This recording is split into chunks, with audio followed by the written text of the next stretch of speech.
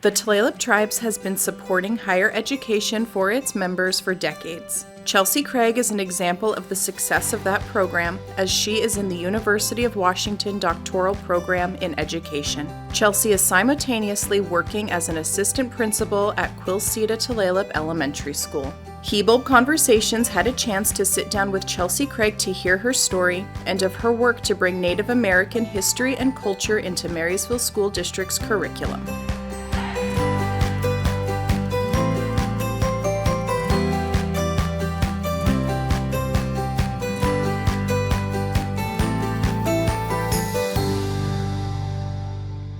Welcome to Hibulb Conversations. I'm Michelle Hernandez, and today we're here with Chelsea Craig. Welcome, Chelsea. Thank you. Thank you so much for being here. Will you tell us a little bit about yourself? Sure. My name's Squatalk. My mother's name's Patty Gobin. My grandparents were Bernie and Dolores Gobin. My great-grandmother was Selim Young, and my great-great-grandmother was Lucy McLean, and my great-great-great-grandmother was Betsy McLean, and that's where my name comes from. I love Squatalk. that. You share the same name with your mom, right? Yes. Yeah. And my oldest daughter. And your oldest daughter, yes. When and where were you born? I was born here in Everett, Washington, Okay. and we won't talk about when, Okay. although I am Just a few I years am ago. approaching a big turning. I'll be 50 this year, so that's it's really a exciting. milestone. Yes. Yeah. In 2022 or 23? 23. Okay. Yeah. So I have a year to get ready. I want to be a fit 50. That's so I've got a lot of work to do. Yeah. I have a milestone too, and I want to be a fit 40. So let's do it together. Okay. Okay. We have a plan. Where did you grow up? I grew up here in Tulalip on Quilceda. Okay. Spent most of my time with my grandparents and in and out of with my family and on Mission Beach and here my whole life. All right. Where'd you go to high school? I went to high school at MP. Okay. Yeah. And what about college? Well, I started at the at Seattle Pacific University, and then I went to the University of Washington. Yeah. Had a few babies, yada yada yada. Finished with Antioch University, which was a partnership with the Tulalip Tribes. Yeah. And they came to us, so I was able to finish my bachelor's and my teaching certificate through love that. Antioch. Yeah. Yeah. And then I went on and got my master's more recently at the University of Washington, and I'm currently in a doctoral program, L4L leadership program at the University of Washington, and I'll get my superintendent credentials at the end. You'll be Dr. Chelsea Craig. That's right. I love that. And how far into the program are you? I finished my first year and I have 2 more years to go. How's it going? Oh, it's amazing. Is it? Yes, I'm so excited to bring what I've learned into my practice and into my community. Yeah. Let's talk about your career. How long have you been a teacher? I've been a teacher for, I've lost track, like between almost 25 years. Okay. Yeah. Yeah. And so tell us about that. What's that been like? So it's been an amazing experience. It's I feel like I've always been in this, preparing for this role to serve my community. And I've been more recently a cultural specialist, and our school had an opening for a principal, and I was so worried about changes that could come with that. And so I put my name in the hat, and now I'm a vice principal, and I'm able to still do my work with the cultural work and lead that work at our school. And that's at Quilceda Tulalip? Yes, yeah. So you've been a teacher for about 25 years. It's been quite the journey, I am sure. And who were your mentors? Well, when I think about teaching and I think about how school has always been for our people, I recognize a need to interrupt that system. So I've really relied heavily on the traditional teachings of my teachers, who are my grandparents. Specifically, my grandpa really guided me in my career. During his last years on earth, he would regularly stop outside my classroom at Tulalip Elementary, and he'd honk the horn, and all my kids would come out and they'd come visit with Grandpa Bernie. I could see him doing it. And he just was a champion for my work, and he really has guided my career, and he still guides me from heaven. And he's really bossy from heaven, I and bet he has is. some good guidance that really has impacted my work, especially around curriculum writing, because I really relied on him for his guidance. Yeah. I love when you said, I recognize the need to interrupt. I think that that's beautiful and just so true of the education journey for our people. How did your curriculum work come about? Well, when I started in the classroom, I felt as a teacher, as a tribal member coming into that space, still like a little child, like this is a foreign space. It didn't feel like home. So my first goal was to make my classroom feel like what my if I was in my living room, I set up my classroom like a living room, and I was their auntie. That was my goal. Yeah. And then as I began teaching, I recognized that the content was a mismatch. So I relied heavily on the Siatsab. I brought the Siatsab into my classroom, and we did shared reading from the Siatsab. And as much as I could incorporate, I started developing curriculum very early in my career. I remember one of my favorite units was learning about different sites in Tulalip, and it was at Tulalip Elementary. So we spent, in the springtime, really about 6 weeks exploring different historical sites that we would walk to. So my kids who might be watching, you remember those good times of going to Mission Beach and learning from the sea. Yeah. And that's really where our people learned from. Yeah. They didn't learn in a formal classroom. They learned in the longhouse. They learned I look at behind you at the picture of our homelands. They learned on the shores of our waters, and that's how school really should feel. And what age were they at this point? They were second graders. I had them for 2 years. Yeah. They did good that times. whole walk to Mission Beach. Yeah. That's exciting. So curriculum started then. Yeah. I had this dream. And then as my career went on, I still was playing with this idea. And over 10 years ago, I gathered a group of people, and we started meeting every other week. We'd have breakfast together. I love that. And we had representatives from Hibulb, and we had representatives from Lashutseed, and elders. And Carolyn Moses would come, and she was my mentor, and she guided me in my work as well. And we started to dream about what are some of the things that we want our kids to learn about. And from that list of dreams, I held on to that. And over time, it turned into what we see today, the curriculum that we're writing today. And why is this curriculum important? It's important for our people to be able to learn about themselves in school.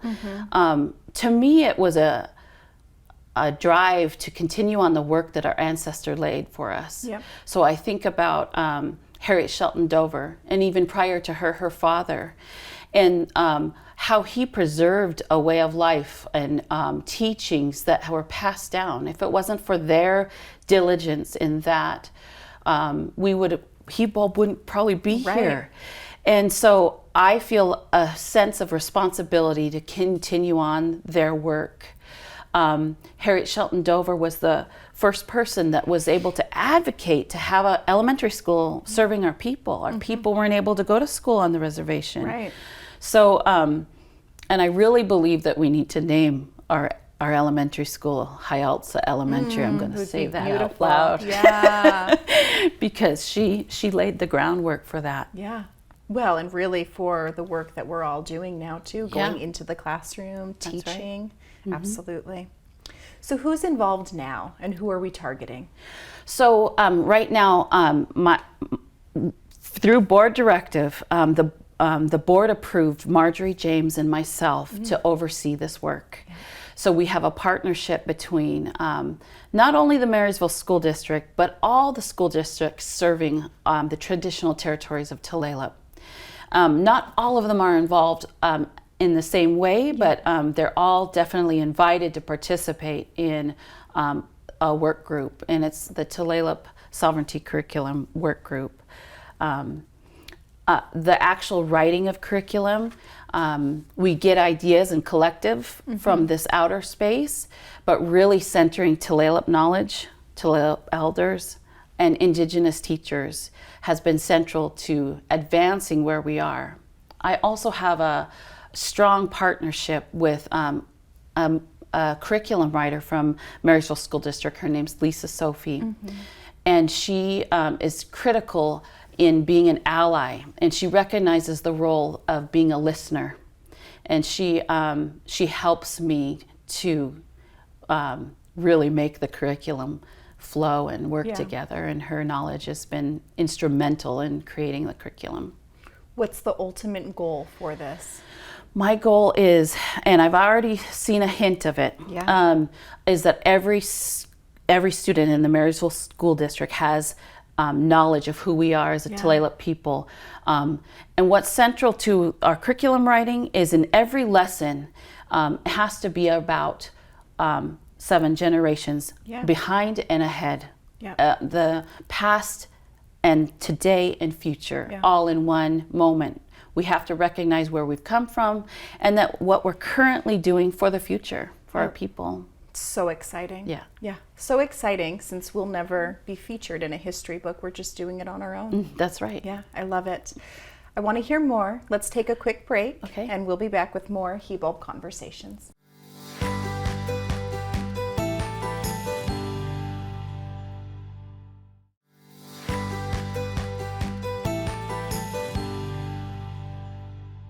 Welcome back to Hibulb Conversations. Today we're here with Chelsea Craig. Welcome back, Chelsea. Thank you. How are the units designed, and for what age groups? Well, the units were designed around really thinking beyond a traditional history unit. It's not about history. It's a living story of our people. And they're organized, ideally, every unit will have a launching video from a Tulalip Tribal member. So that's something that I'm really working hard on this year, of incorporating, bringing our people into classrooms that could really impact around like 100,000 students, if you think about all the different districts. But for sure in Marysville, to have, it's very rare if you have an Indigenous teacher, but in this moment, they'll be able to see an Indigenous teacher across their whole experience. And we got a taste of this actually during COVID. We were all virtual, and so we developed a Tulalip specific virtual unit that was launched in Marysville K-12. And that's the first time that we can say with fidelity, everyone got access. And I got amazing feedback from teachers at the high school level, where all their students would turn their cameras off. And then when they did this unit, kids were turning their camera on and said, I had Miss Craig in middle school, in elementary school and stuff. So it was really cool. Like a celebrity. I don't want to be, but kind of. What things are involved in this curriculum? What types of things? Well, we utilize like material that is produced, multimedia. So often we use Hibulb videos and content from past articles through the SIATSUB.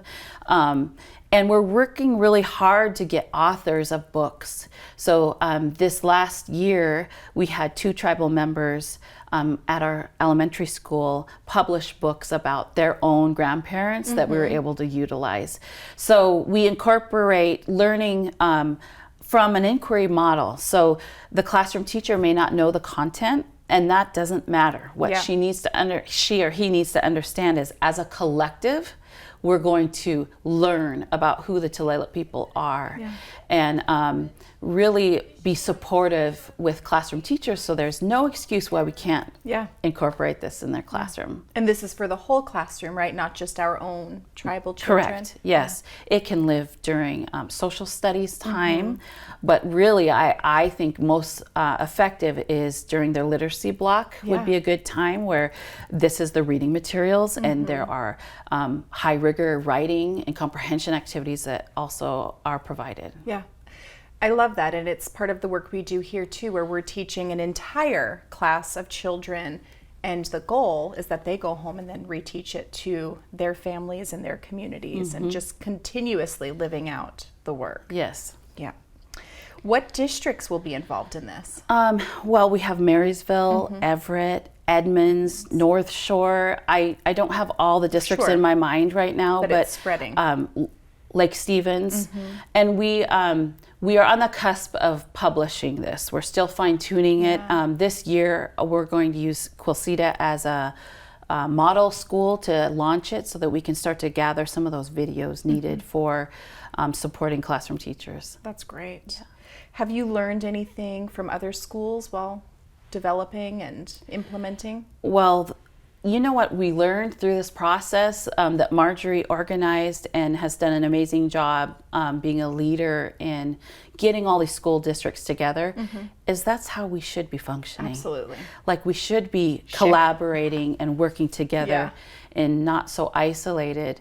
And we also, it's not like we got together and wrote curriculum. We really spent a lot of time understanding Indigenous pedagogies and the things that our students need and how to shift our mindset from a colonial structure to an Indigenous-based curriculum.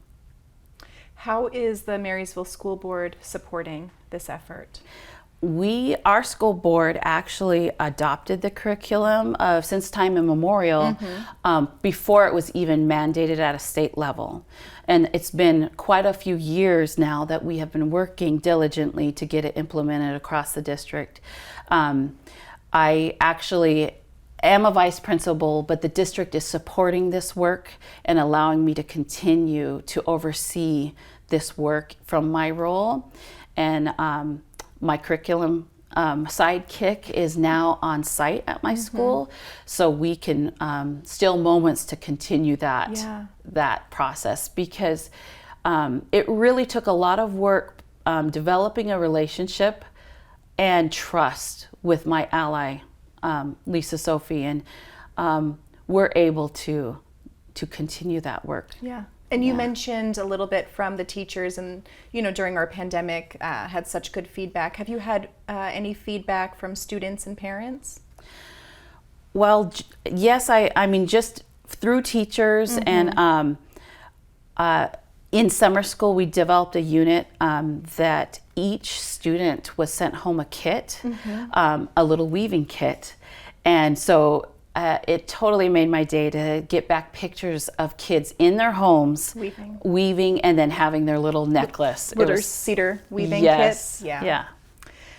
You mentioned earlier that, collaborating with other school districts has been really great. And if another school district that's not involved wants to get involved, what will they do? What should they do? Most definitely reach out to Marjorie James at the Tulalip Tribes, and she is the coordinator of all those connections. And for a school district new to this work, it's really important to start there and then develop a relationship and an understanding with the Tulalip Tribes, a partnership. Because everyone's invited to participate? Absolutely, I love that. We're going to take a quick break, and when we come back, we will keep talking about curriculum. Okay. We'll be back with more Hibulb Conversations.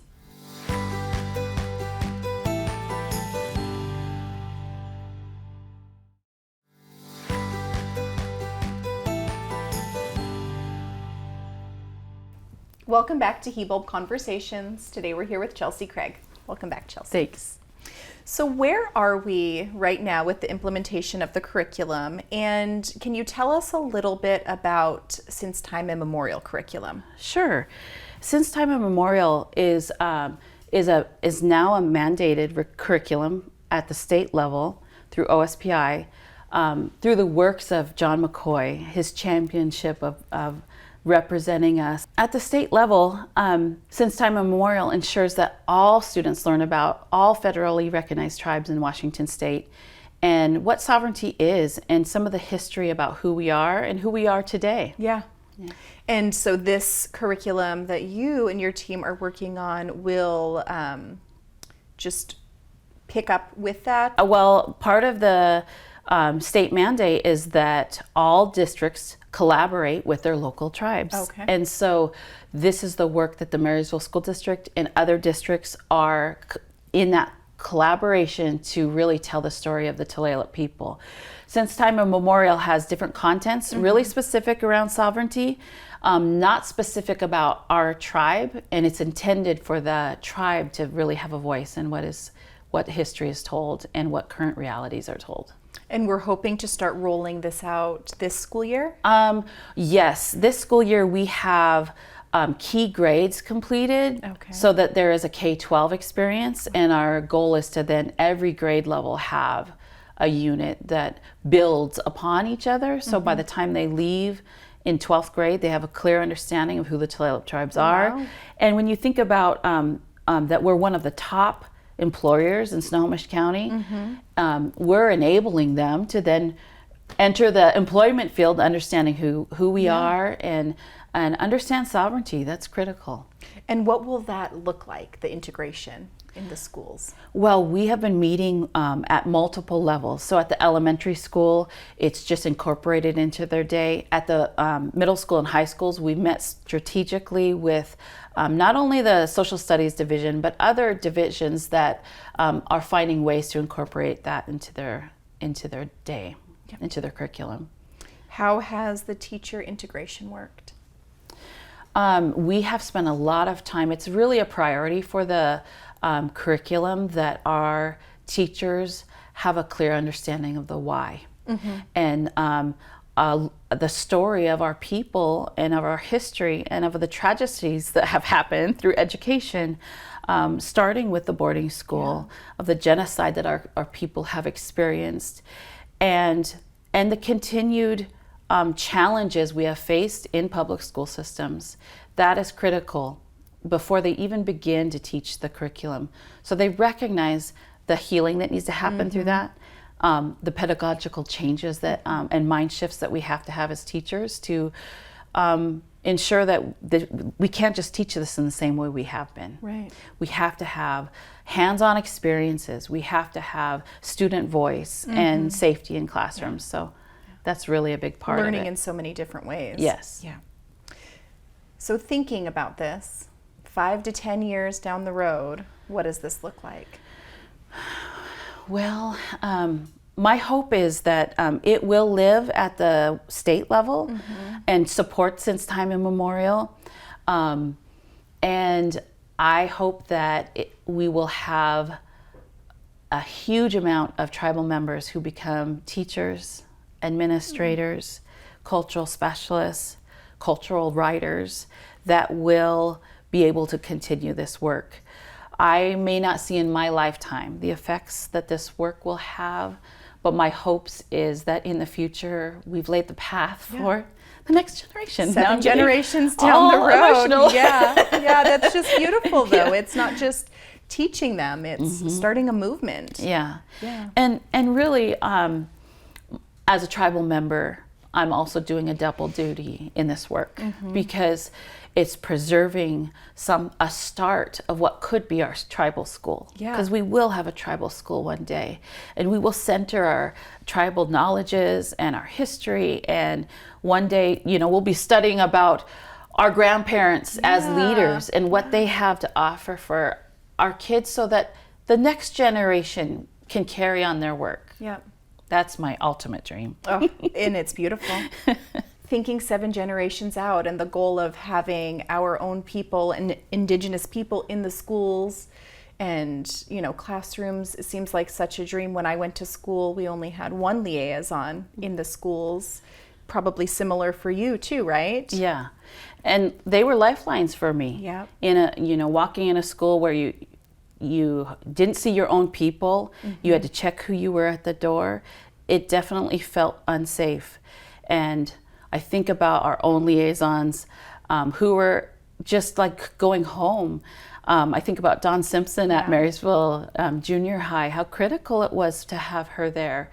And what's funny is even in our schools today, we have tribal members in the school, but I remember there was a specific moment where we had a big loss in our community.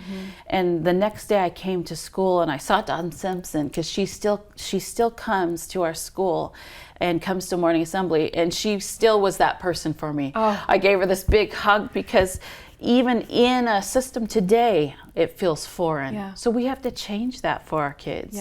And It probably has changed a little bit. Youth Services sends people into the schools. I mean, Absolutely. You're there as a teacher and a vice principal, and Yeah, absolutely. I'm so excited. We have another principal, Shanta Ratasket-Paul at Marysville Pilchuck as a vice amazing. principal. That is huge. That's huge. I mean, remember going to MP and we didn't see our people on campus. Nope, I had So Verna. I'm so excited. Yes. I had Sharon, and I spent every lunch with her. I love that. Yeah. Yeah. Well, what a time to see change. Yes. Yeah. Yeah. And I'm doing everything I can in my role as a vice principal to provide opportunities for employment for our people. So as many tribal members as we can get in our schools is my goal. We're partnering with Taro for work experience, and we've had placements in our school, and this year we'll have 2 more placements. Oh, that's amazing. Yeah, it's really exciting. My son graduated this year. And I think you have a daughter graduating, is it next year, Kamea? Yes, that's right, yeah. What advice do you have for all of these tribal graduates that maybe are undecided in what they want to do or think that they want to work with children? Well, that's exciting. First of all, your first 2 years is really getting college under your belt. Yep. You don't have to know your direction, so get started. Yeah. Get 2 years under your belt, and then you can decide from there. That's exactly what I did. I had 2 years, and then I completed my BA completion, and I got my teacher certificate. Yep.